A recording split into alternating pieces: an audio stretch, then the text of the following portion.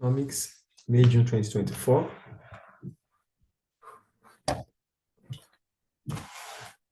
So which one of the following is an opportunity cost of zero? When we talk about opportunity cost of zero, that means there are free goods. An economic good has an opportunity cost, a public good has an opportunity cost, a capital good has an opportunity cost because they are all produced with resources that are not always going to be available, scarce resources. So the only resources that doesn't have, or the only good that doesn't have opportunity cost is a good that is being produced without any resources, which are scarce. So the answer is B for question 1. Question 2. In 2021, the UK's tradable pollution permit scheme issued 4.4 million permits to airline companies. However, the industry only required 3.3 million permits. Which one of the following is the likely result of supplying this number of permits? The market price of permits will decrease. Here they said, though the answer is A anyway, but let me quickly just go through the answer. They said the trade pollution permit scheme issued 4.4 million permits in airline. However, the industry only required 3.3. So that means there's excess of 1.1. So this excess will bring about a lower price. So that is why the price of the market price for permits will decrease. I think the answer is clear. That's question 2, which is A. Question 3. In North America, the cost elasticity of demand for coffee with respect to a change in the price of milk was estimated to be minus 0.4.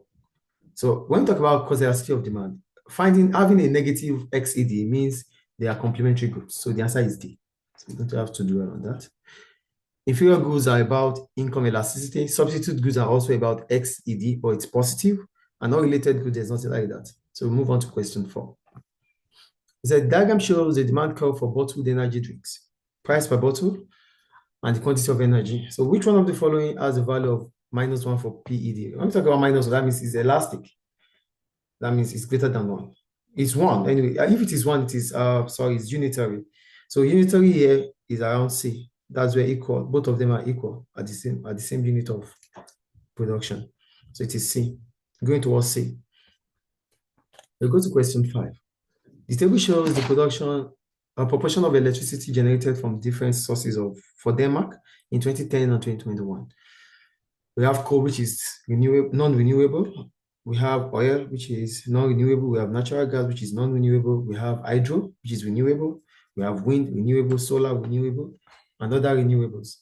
So it said, which one of the following can be deduced from the table? Most electricity was generated by renewable resources in 2010 and by non-renewable resources in 2021. Renewable in 2010, now when you check the percentage, we have 13, 20, that's 33. No, it is not. It is not A. This should be, let's check. Most electricity was generated by non-renewable resources in 2010 and by renewable resources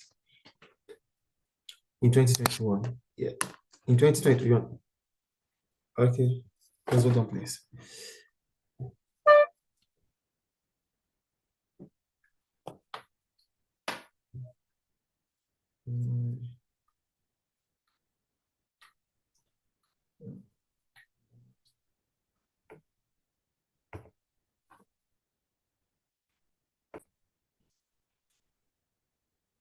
Question 5. Most electricity was generated by non-renewable resources in 2010. Yes, non-renewable in 2010. We have large percentage of hydro or wind. For non-renewable, we have coal, oil, and natural gas, which are large proportion. That's 43, 45, and almost 65, which is right. And by 2021, the renewable resources were high. In 2021, we have non-renewable, which are 0.0484 and 28. That's the largest proportion. So the answer is B. So go to question 6. In 2022, average house prices in China decreased by 2.1%. Research into the housing market in China estimated that the price elasticity of supply for new houses was 2.8. That's elastic. They said the supply of new houses would, okay, so ceteris paribus, all things being equal, which one of the following can be deduced from this information? First, you have to multiply 2.1 by 2.8. It gives us 5.88. And because it is price elastic, it simply means the supply of new houses would decrease because it takes time to build houses. So that's why it is price elastic. That's question 6, which is A. Question 7. I said in 2021, So in 2022, in 2022, excuse me, please.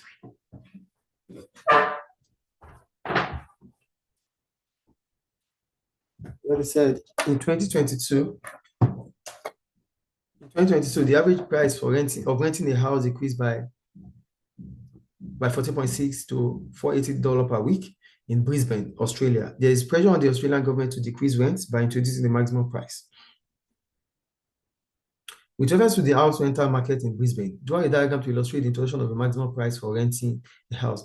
When we talk about maximum price is set below the equilibrium price. Then you can graphically represent that as this. Maximum price set below equilibrium price. So let's say we have a graph like this. So we have our graph. We have demand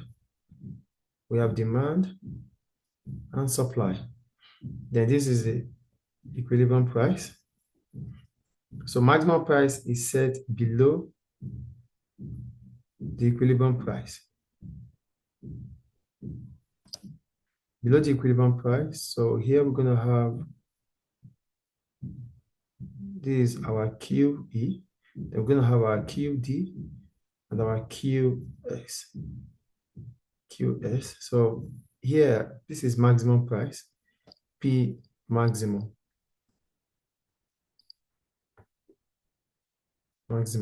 So if maximum price is set, it brings about excess demand. That is maximum price. So go to question 8. As I said, many hotels offer an all-you-can-eat breakfast buffet. 80% of hotel guests go to the breakfast buffet 3 times for food, but only 10% visit 5 times. With reference to the hotel breakfast, explain why the above information illustrates diminished marginal utility. When we talk about diminished marginal utility, it occurs when the extra unit consumed bring about little or no utility or satisfaction compared to initial consumption. So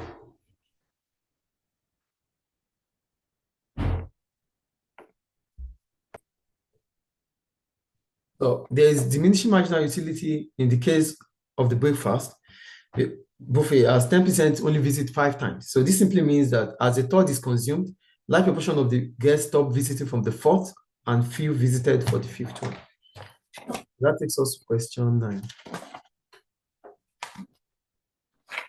In 2022, there was 24,300 lighthouses globally between 2013 and 2022.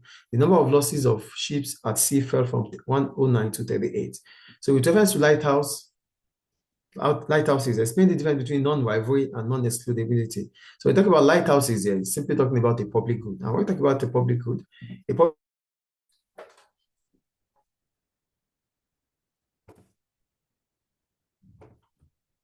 so a public good has 2 characteristics which are non-rivalry and non-excludable. There's non-rivalry. Here we talk about non-rivalry, which simply means the consumption of one ship doesn't reduce the consumption of other ships. That's about non-rivalry. And for non-excludability, we're talking about the consumption of one ship which does not reduce or which does not prevent other ships from consuming the same lighthouse. So that's question 9. We'll go to question 10.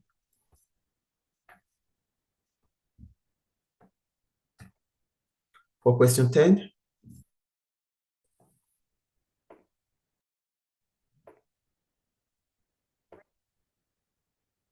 so go to question 10. It says the table shows the number of new car sales and average annual earnings per person in China for 2021 and 2022. We have year and number of new car sales and the average annual earning per person, which is income. Ceteris paribus, all things being equal, calculate the income elasticity of demand for new cars. Show your workings. We talk about income elasticity is the degree of responsiveness between the quantity demanded of a product as a result of a change in the level of income. So here, the income elasticity, the formula for income elasticity is YED equals to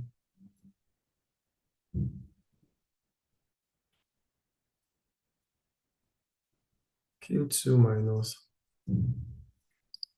Q1 divided by Q1 divided by Y2 minus Y1 over Y1. So we have Q1 to be,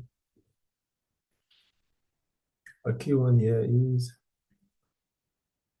2152, 21.52, and our Q2 is 23.56, 23.56. We have our Y1 to be 106,837, 106,837, and our Y2 11409, 114,029. So YED equals 21.52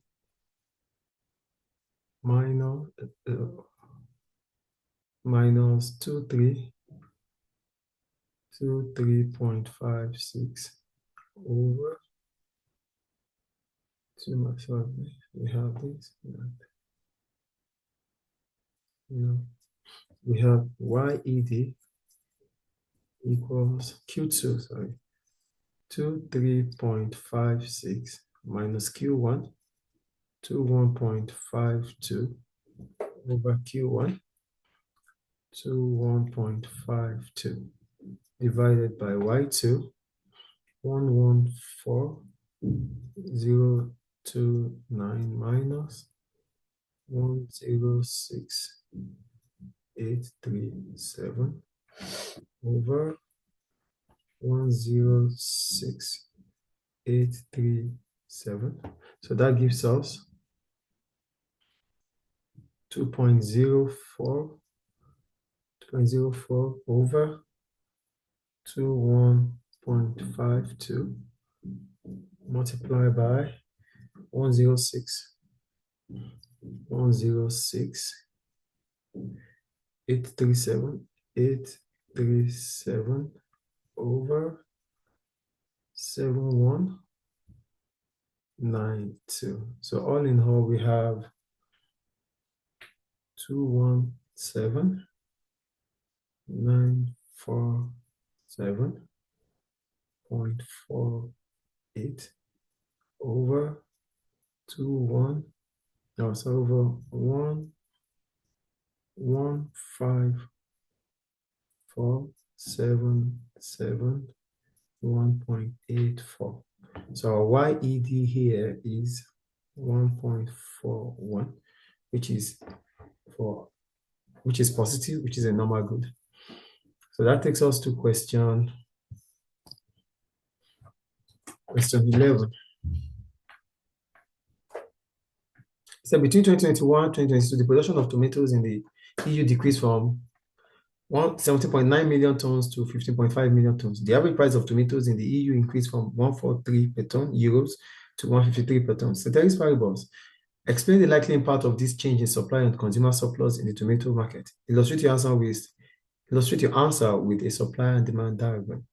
So first, here they say that a decrease in the production of tomatoes in the EU would represent a leftward shift in the supply curve of tomatoes. And this will in turn increase the price of tomatoes as the quantity supply would contract. This will in turn reduce the consumer surplus. And when we talk about consumer surplus, we're talking about the difference between the amount consumers are willing to pay and the market price. So consumer surplus will fall. So now we can represent it with a graph. So we have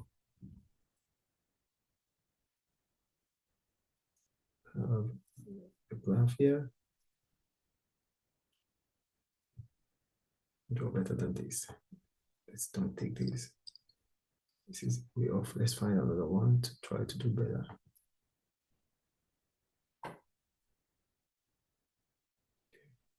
This looks nice.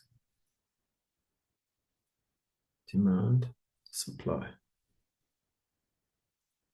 PE, QE.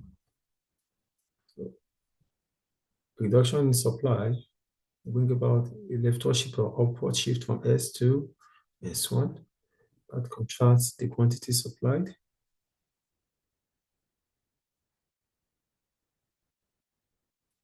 P1. So we're going to have a rise in price, an upward shift in the quantity supply, and the quantity a leftward shift in the supply curve from S to S1, and the quantity supply would contract from QE to Q1. So that takes us to question 12. So divide the term capital goods. And when we talk about capital goods, these are goods that are used to produce other goods, and they can be called goods, man-made goods. So go to B. It said, with reference to figure 1 and extracts, A, analyze the reasons why the price of rice increased between July 2022 and July 2023. So according to the case study,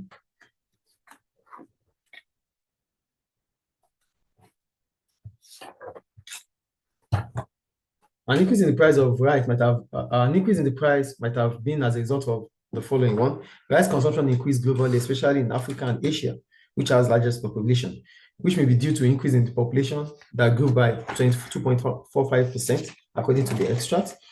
An increase in the consumption may be as a result of an increase in the income, which grew approximately by 4% in Asia and 3.85% in Africa. So these are the two reasons why the demand for rice has increased, and as a result, firms or producers of rice has responded by increasing the price of rice. So both situations above would bring about an increase in the demand for rice, which leads to a rightward shift in the demand curve, expansion in the quantity demanded, and a high equilibrium price from PE to P1. So that's about that. They said we should illustrate with the appropriate graph. So let me just draw the graph here for B. So it's going to be a demand graph here. So the emphasis will be on demand.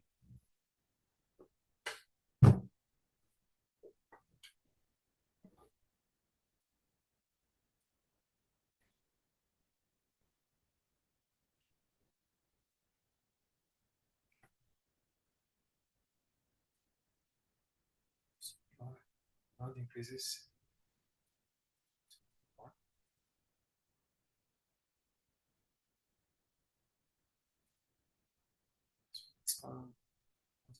Q1.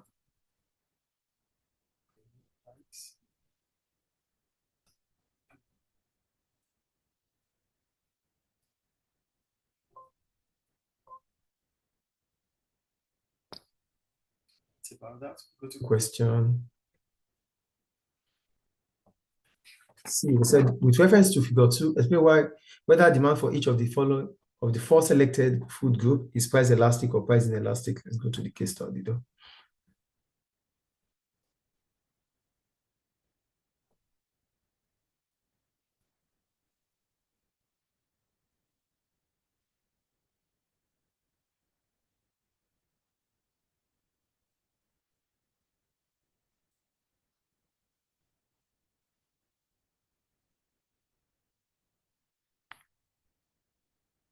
Okay.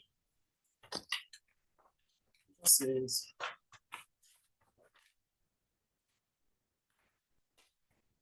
with reference to figure 2, this is figure 2. Explain whether demand for each of the 4 selected food group is price elastic or price inelastic. First, we have to define what price elastic is. Price elasticity of demand, it occurs if there's a significant change in the quantity demanded of a product as a result of a change in price. It is greater than 1 for price elastic. And for inelastic, it is when there's no significant change in the quantity demanded as a result of a change in price, and that is less than 1. So vegetable is less than 1, fish is less than 1, meat is less than 1, which makes the 3 of them inelastic. These are inelastic, inelastic. And we have rice, which is greater than 1, which is elastic. This is clear there. So we'll go to question D.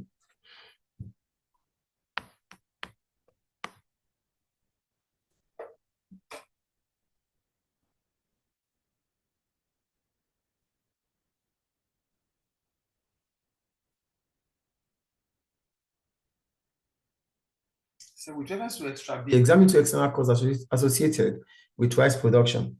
For according to extra B, rice production contributes 12% of global methane emission and 1.5% of all greenhouse gas emission.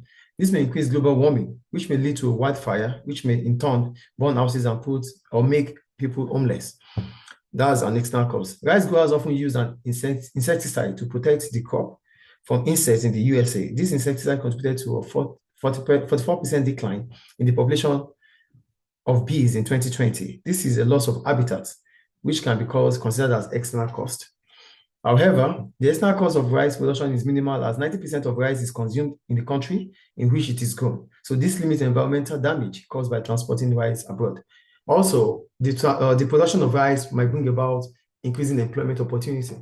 So which means production of rice is not just about external costs, it's also about external benefits.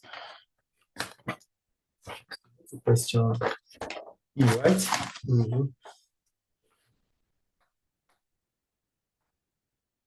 So with reference to extra C, discuss the benefits of subsidies paid to rice growers. Illustrate the answer with an appropriate diagram. We talk about subsidies. Subsidy is a financial help from government, which helps in the cost of production, to reduce the cost of production, and to reduce the price of consumption. So here, with subsidies, I wrote, subsidy given to rice grower would reduce the cost of production for rice producers, which will in turn shift the supply curve rightward.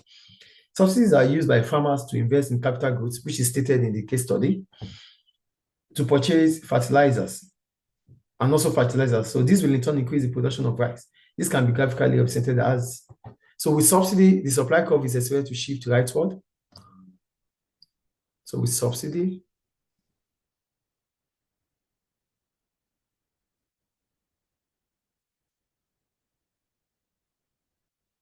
S to S subsidy.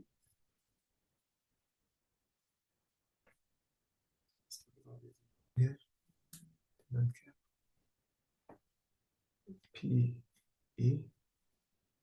Then this will reduce the price to P1 to reduce this price. S subsidy. So the supply curve is expected to shift rightward. QE, Q1. So that is the consequence of the impact of subsidy. However, subsidy will also, now on the consumer surplus and producer surplus, subsidy will increase producer surplus. Subsidy will in turn increase producers' revenue. Subsidy will increase consumer surplus. Subsidy will reduce the amount of income spent by the consumers on the consumption of rice. These are the importance of subsidy and benefits anyway. Subsidy will improve the welfare of citizens as they can now access cheaper rice. Subsidy will increase output and may bring about economic growth. However, subsidy is an opportunity cost, as the money spent on rice by the government cannot be used on other strategic areas. Subsidy may also create an external cost, as it may lead to over-farming, which was stated there, it was stated there that with subsidy, there might be over-farming, and which might in turn reduce the quality of rice. So that takes us to we did question 14, right? Question 14, right? Yeah. Okay.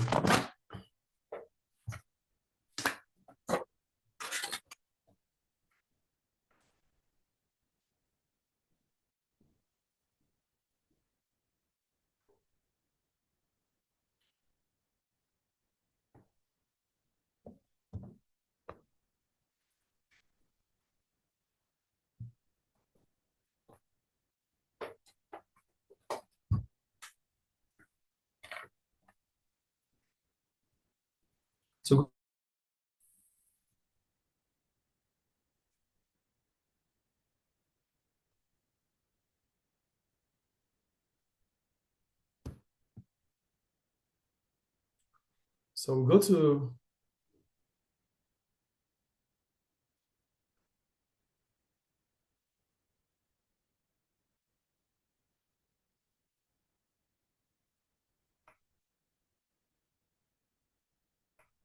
to question 14.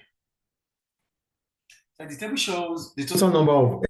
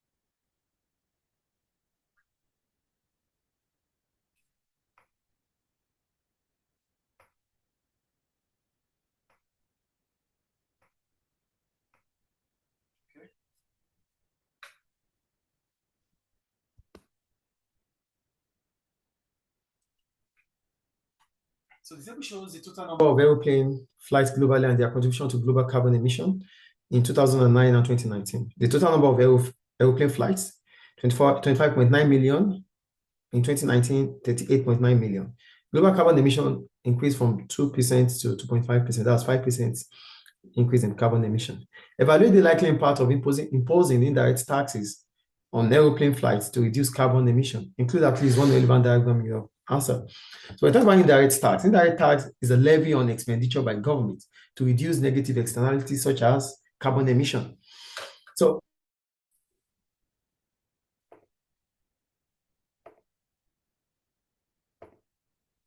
may as well increase government revenue, which can be used for public expenditure, such as creating employment through the public sector, reducing education or healthcare. A fall in the number of flights due to increase in indirect tax will reduce carbon emission caused by aeroplane flights. So that gives us a better LD environment, right? A better LD environment. And that may reduce health-related issues through carbon, right?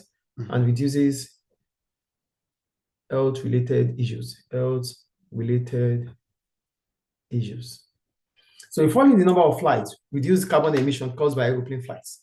So this can be graphically represented as we're going to have a leftward shift in supply curve from S1 to S tax, and an increase in price from P1 to P2, and the quantity of flights would reduce from Q1 to Q2. However, the extent to which the market failure can be resolved depends on the price elasticity of demand for flights. So if flights are inevitable, so it simply means irrespective of what the price are, there will still be flight hours because airlines will be able to pay for it due to the fact that they can increase their prices. Also, reducing the activity of flight will reduce their revenue, which may in turn increase unemployment in the aviation industry. So that's the consequences of, or the impact of imposing indirect tax. And that ends paper 1 of May, June. Sorry, please. Paper 1 of May, June 2024.